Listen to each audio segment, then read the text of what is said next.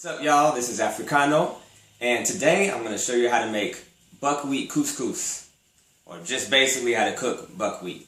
Now, one thing, this is not raw buckwheat. This is what we call kasha, which is the toasted buckwheat. As you can see, it has a nice brown hue to it, all right?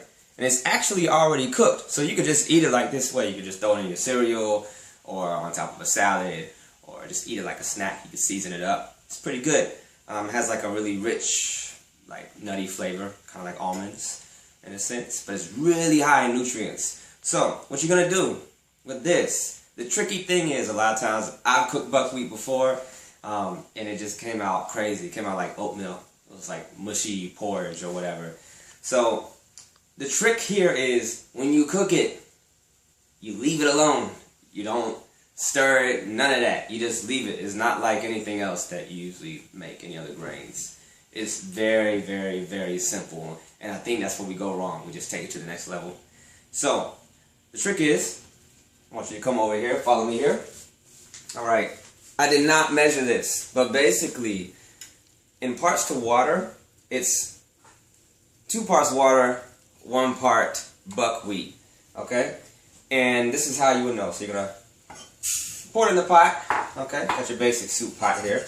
I got this on medium-low heat right now, all right? You don't want to leave it on here for too long, otherwise it's going to start toasting more. It's going to get kind of funky. Over here I have some water boiling.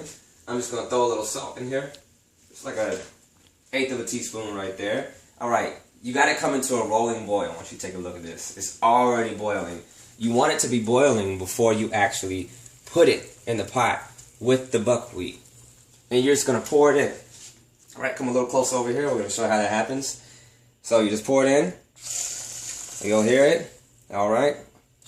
Almost there. Let me shake it up, kind of see where it's at. Alright, right about there. So what I'm looking at is basically, it's like a 1/4 inch above the actual level of the buckwheat. That's all you really want, because what you're going to do is steam it through. Now, what I'm going to do is turn this up to medium-high heat, okay?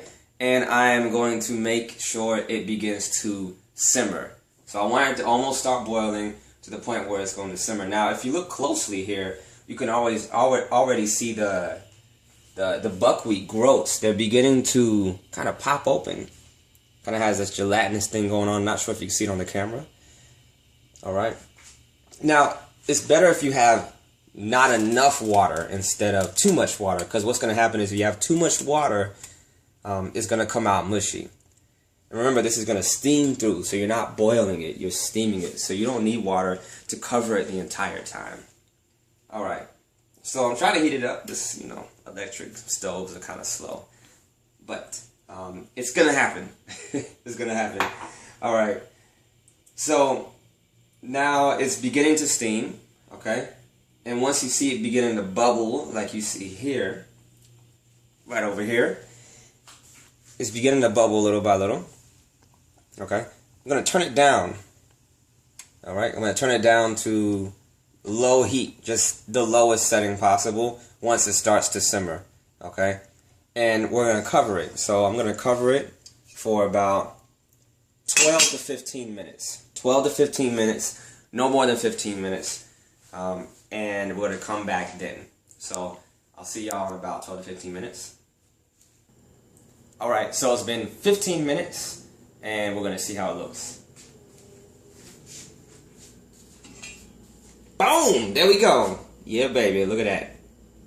That is buckwheat when it has been steamed properly. Don't get too close, because it looks all crazy in the camera. Now, so what you want to do now, take it off the heat, remove it from the heat source so it won't cook anymore, and just let it set for 2 minutes. Now, it's helpful, actually, if you have a wider pan, something more like this, right? I don't know what that was in there. But the reason for that is because then when you take the top off, the water will evaporate more quickly. It's easier to aerate the grains and all of that good stuff. And then what you're going to do, get yourself a fork, alright? You're not going to eat it yet, So just don't get overzealous. Overzealous. English. Okay. Yeah. Alright. So you can fluff it with the fork. Fluff it. Don't stir it. Don't mix it. You don't want to break up the grains because there's this nice fluffy stuff on the inside. And the last thing you want to do is just like mash it up. Just mash it up. You don't want to do that, you know? Alright. So you're just going to kind of fluff it up. Let that steam come out of there. Okay? Try not to scrape the bottom of your pan. Okay? And it's supposed to be nice and fluffy. Now, if you did it right, it's going to be fluffy. If you did it wrong, it is not. Now, this is trial and error, ladies and gentlemen. Alright? That's all it is. As you can see, I got a couple clumps. Now, I know where I messed up. Okay? Now, and that is basically, I may have added too much water because I thought it was burning halfway between the 15 minutes, somewhere in there. I had it on too high of a heat, and that's not what you want to do. You want to have it on somewhere closer to just low heat, just straight low heat. Let it steam nice and slowly. Don't add too much water, and you don't want it to continue to boil. If it continues to boil, it begins to break up the grains, and that's not what you want to do. So learn from my experience, ladies and gentlemen. Don't boil it with the top on. Keep it on low. Leave it alone, or you will get these mushy clumps. Now, the good thing is that it still was salvaged. Just gotta break it up a little bit, okay? Let that steam roll off of there. Kind of fluff it around a little bit, and you can see it's not all sticking together, okay?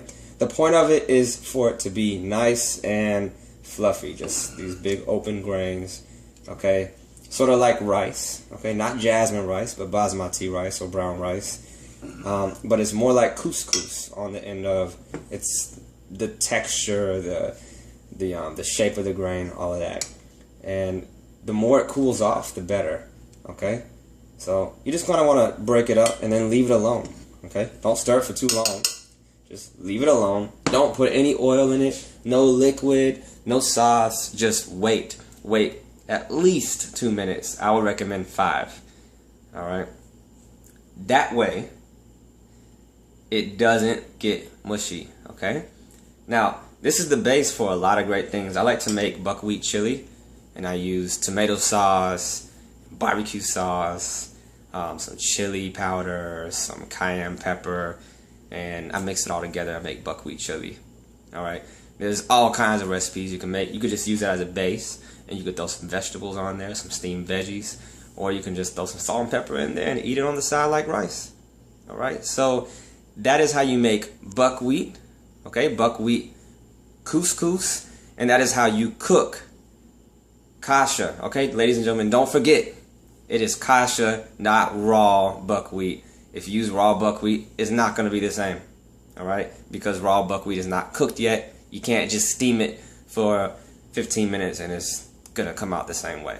Alright, so that's all I have to say for now. If you have any questions or comments, feel free to leave them below in the comments section. Like, share, and subscribe, and don't forget to check out my book, Breaking Food Chains, in the link below with this recipe and more.